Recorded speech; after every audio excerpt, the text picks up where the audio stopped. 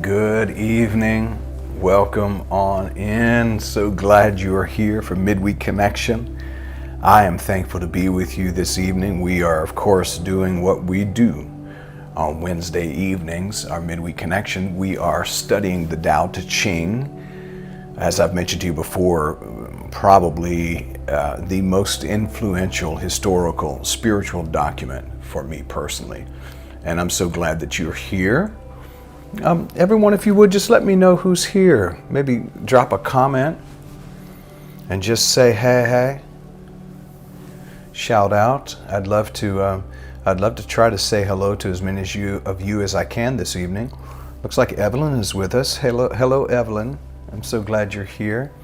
I think that I have figured out in some way how to get some of the interactions to come up on my screen here, and so as you say hello, I'm going to do my best to say hello to you as well this evening. I'm so glad you're here. I'm very thankful to be coming to you from the wonderful state of Florida, Sunshine State, and at Indian Rocks Beach, where we reside now. And we have had a geographical shift, and I am grateful to have been called as the spiritual leader for First Unity Spiritual Campus in St. Petersburg, Florida.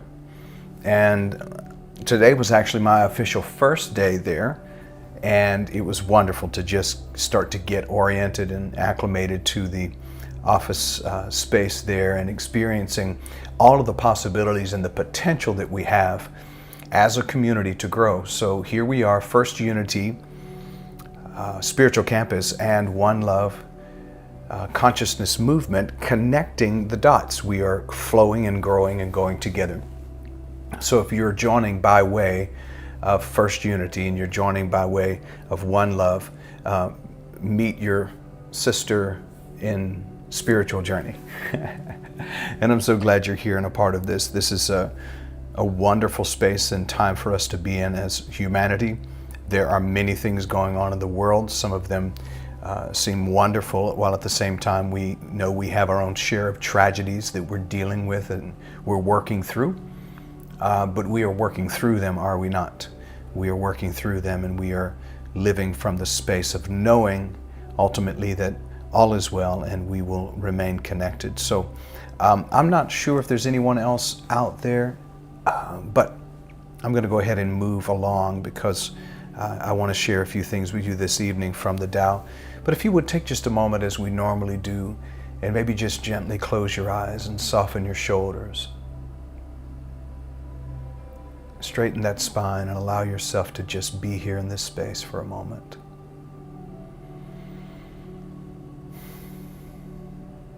We are grateful to be here, connected now in this space. And as always, I say, Spirit of Truth, take from me what I don't need. Bring to me what I do need. My mind, my will, my emotions, my body, all of my beliefs are surrendered. I know that we are here in this place and space on purpose.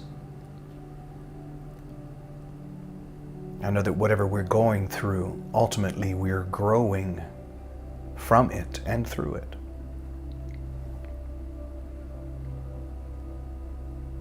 Teach us to flow with pure presence, to not be so rigid, not be so caught up in what we think we know that we miss the truth. Guide us with your ever-loving hand. Holy Spirit, reveal to us everything we need to know. We know that the answer is already within to every single question that comes.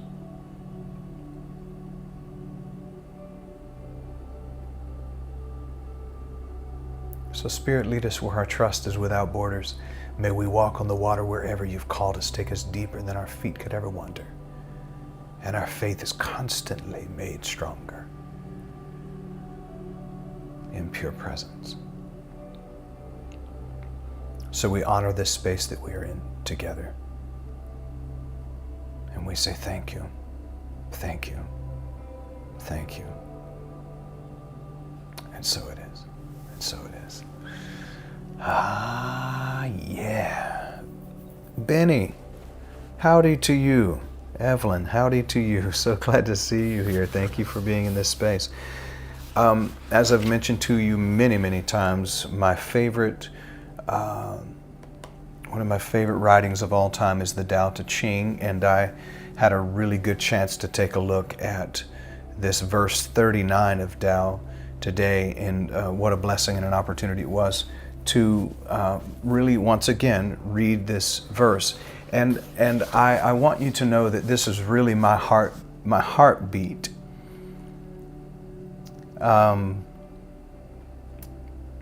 Tao probably comes as close as anything for me to being the way I want to live my life. I'm choosing to live the Tao way, and I believe that as we flow with Tao, we find out how and the process by which everything comes to be. I heard a saying one time that said, Tao is how and creation is the process. Tao is the energy from which everything emanates, and then creation is the process of germinating it and nurturing it. But ultimately it all comes from, it originates in source and origin in Tao. I call it pure presence. Some people call it God. None of us have a monopoly on it. We're all blessed to just be a part of it. But recognizing it in everything and in everyone and living from that source is what I believe is the most important thing. Let's look at Tao and Tao Te Ching verse 39. And if I was going to title this evening, I would probably title it something along those lines of living in wholeness and oneness. Noticing that everything belongs. And not just saying it, but actually living as if everything belongs. And so let's read this. In harmony with the Tao, the sky is clear and spacious. The earth is solid and full. All creatures flourish together, content with the way they are, endlessly repeating themselves, endlessly renewed.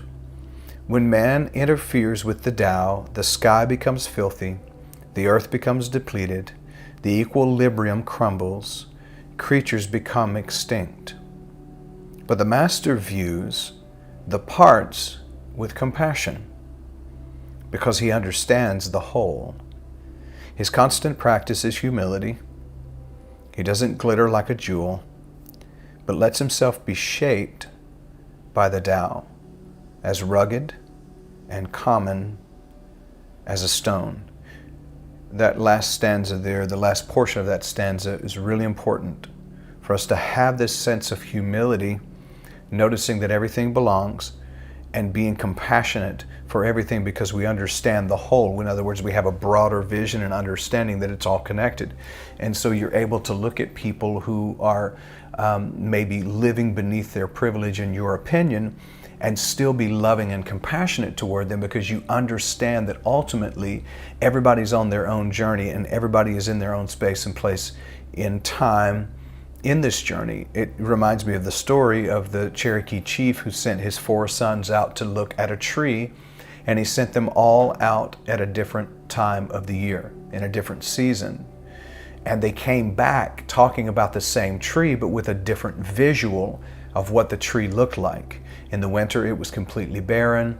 In the spring, it had flowers on it. In the summer, it had fruit on it. And in the fall, everything was starting to fall away or die away on it. They all told the truth about the tree, but the difference is that they all only saw the tree in one season of its life. This is why I think it's important for us to get to the place where we're not judgmental of our own selves and we're not judgmental of other people, because we know we're all in process in some way. And this is one of the reasons I think St. Paul of the New Testament talked about the body being fitly joined together. And you know, it's a native proverb that says even the trees are wise enough to know that their branches should not fight amongst themselves. We're all doing our own thing. We all have our own dharma. We all have our own calling. We all have our own part to play in this. And I should stay in my lane. The wonderful Reverend Wanda Nero Butler, who is the music director and so much more at First Unity Spiritual Campus here in St. Pete. She said today that she was talking to someone and they had begun to get over into her lane or her line of business, her place of expertise. And she said, I got one thing to say to you. Your blinker is on. And what she was relaying is that you're starting to merge over into a lane of something that is my wheelhouse rather than yours. Being able to do that is important for us to have this sense of humility that I'm going to stay in my lane, I'm going to do my thing, I'm going to look at the whole, I'm going to recognize the oneness of everything, and I'm going to realize everything belongs, and I'm going to let go of the need to interfere, and I'm going to let go of the need to control the outcome. So, when we do our part, we help the whole to remain healthy. But when we're trying to do other people's parts, we're sending our energy and spending our energy on things that are keeping us from doing our part fully and functioning. And I think it's important for us to realize that. It's important for us to understand that. Is the sound okay? Did we lose sound? Give me just a moment. Is that better? Technical difficulties. Hold on. Hey, can y'all hear me now? All right, let's see. Is that better? Oh, Lord. Okay, I think we may be experiencing some technical difficulties. If you can hear me, awesome. If you can't, I apologize. Sometimes these things happen. So we just have to roll with it. Can everybody hear me? Maybe so? Okay, all right. I'm just going to continue as if you can. So when we play our part, when we function in our role, and we stop trying to tell other people how to roll, how to do the thing, we just function in our space and place, then we're spending our energy on the right thing instead of being all up in other people's business and trying to tell people how to live their lives. We just live our life from the space that we need to live our life. And so that's what I think is important as we move along, that we learn that we don't have to go along to get along. So in harmony with the Tao, the sky is clear and spacious. The earth is solid and full. All creatures flourish together, content with the way they are, endlessly repeating themselves, endlessly renewed, because they're in harmony with the Tao, and they don't need my help. I remember hearing Alan Watts say one time, he said this, and I thought it was so funny. He said, let me help you out. I can correct things for you. The monkey said to the fish, quickly putting the fish into the tree. The monkey didn't understand that the fish needs to be in the water, and so the monkey jumped into a situation that it didn't even belong in. Allow other people and other functions to just be what they are and just be with it. I lovingly be who you are, and allow others to lovingly be who they are. Don't try to control what other people are doing. Notice it says that all creatures flourish together, content with the way they are, endlessly repeating themselves, endlessly renewed. It's a constant renewal when all of us play our parts in the way we should. It's kind of like the rules of singing. And I'm going to see if I can fix this for us. Hold on, just give me a moment. This has not happened in a long time. Are we up? Are we working now? Are we up and going? Okay. I think we are. All right. Hopefully you can hear me. All right. These are some of the rules of singing. Sing in harmony. And when you're in an ensemble, if you can hear yourself above everybody else, you're too loud. The idea of singing together is to sound together. It's not to sound alike. It's to sound together. The idea of a musical ensemble is to sound together. It's not to sound alike. So a saxophone doesn't need to sound like a flute, and a flute doesn't need to sound like a trombone. They need to work on sounding together and each one playing their part, and ultimately it ends up being absolutely amazing. If you've never been to an orchestra, you've never been to a concert where there's a lot of instrumentation, you should certainly, absolutely do that. That would help you to understand what's being said here in this Dao verse 39. Here's where I love how Stephen Mitchell brought this into our daily lives. He brought this in very wonderfully. He said, when people interfere with the Tao, the skies become filthy. We end up with pollution. The earth becomes depleted, which is where we're at now. We have raped this earth. We really have. Misused and abused this earth. The equilibrium crumbles. We've noticed that in the earth. And then creatures become extinct. We've noticed that. When we're interfering with the natural flow of Tao, source, we're saying, God, good job, we'll take it from here. When we do that, what happens is we deplete the planet and we begin to defeat the purpose of this whole thing to begin with. You see, the master views all of the parts with compassion because that master understands the whole. So the master is able to look at all of it and say it belongs. Look, when I started practicing this literally changed the way I treated other creatures in the world. The way I treated our pets, the way I treated a spider that I would find in the house inadvertently. Instead of smashing it, including roaches, yes, including roaches, instead of smashing them, I just escort them outside where they will thrive more. Many of them don't know that they'll thrive more outside, but I just escort them outside. I don't believe there's such thing as a bad animal or a bad creature. I just don't. I believe it all belongs in some way, and that even includes disease. Now, I know many of us think that disease is our enemy, and if you make it your enemy, it will become your enemy. But the reality is that dis-ease is just a disconnection from ease, and in some way, it's inviting us to investigate and to interrogate sometimes and to have a conversation about what might be happening on the inside of me. You see, the master views the parts with compassion because that master understands the whole. On one level, chaos is consciousness. On one level, it's chaos. On another level, it's consciousness. And it all belongs. And once we realize that, and once we recognize that, we begin to flow and to go with the flow and to grow finally. Instead of just going through things, we grow through what we go through. The constant practice of a master is humility. Listen, everybody out there who wants to be a leader, let me tell you, one of the most important skills of leadership is humility, is to always remind yourself you are a servant. We are here to serve. If churches and synagogues and temples and spiritual centers would learn this, I'm telling you, this would be the magic to turn things around. This simple spiritual discipline of service and humility and being available and loving and being compassionate and kind. And oh my God, some of the most judgmental people I've ever met in my life are in New Thought churches because they think that they've got it all together. They think that they've figured it out. Oh my, and listen, if we get to the place where we think we've figured it out, we have just proven that we haven't figured it out. Because those who are on the journey to enlightenment are the ones who are no longer seeking enlightenment, because to seek it is to push it away.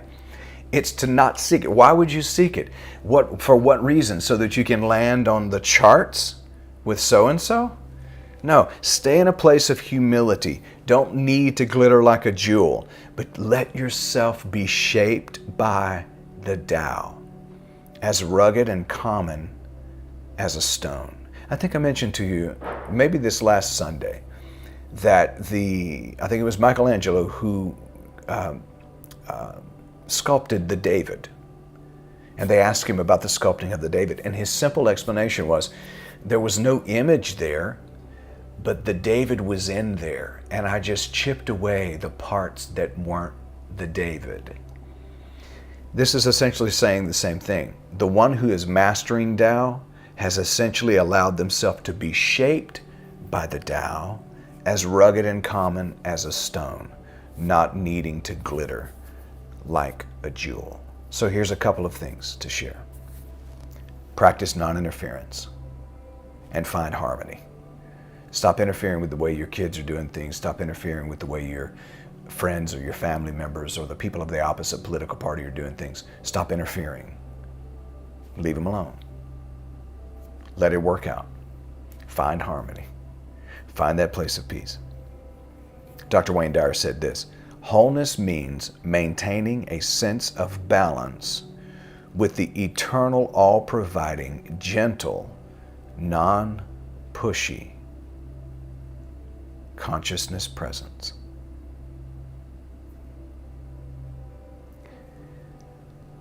Try this on for size. Instead of seeing yourself separate from others, and in fact, instead of seeing others, see only us. Let go of us and them. Trade it in for us. We're all in this together. Every one of us in this together. We're all in this space together. Let's remind ourselves of that. Here's a couple of bullet points. Number one, cultivate. If you don't already have one, cultivate a close relationship with this planet.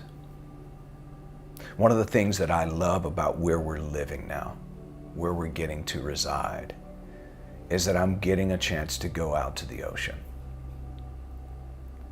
and build a close relationship with the planet. Even closer than I felt before. Just to watch Mother Nature in all of her glory. To watch the Creator that has created everything. To see the art of God. So cultivate a close relationship with the planet. Live as earth-friendly as you can. Yes, it's important to recycle. Yes, it's important if you can, and I'm moving toward this myself, it's important as electric cars become available. Get one. Be earth-friendly to the best of your ability. Recycle. Be earth-friendly. Maintain balance with nature. Be appreciative of the foods you eat, including plants, vegetables, and fruits. Meats. Be grateful and be thankful. Offer up thanksgiving, not just to the Creator, but to the creation that is providing nourishment for you. If it seems strange to you, it may be because you need to align with the Tao, but be grateful. Number two, change from thinking of yourself as separate from other people, and whatever their cultures may be, and whatever their belief systems may be. Stay in cooperation rather than competition, and you will be staying with the flow of Tao. Let go of seeing yourself as separate from other people. Know that you are one. Recognize the oneness and live in that oneness, because that is true wholeness. I love this poem by Rumi, and I'll share this in closing. If you put your heart against the earth with me in serving every creature, our beloved will enter into you from our sacred realm, and we will all be so happy. Again, if you put your heart against the earth with me in serving every creature, our beloved will enter into you from our sacred realm, and we will all be so happy. Put your heart against the earth.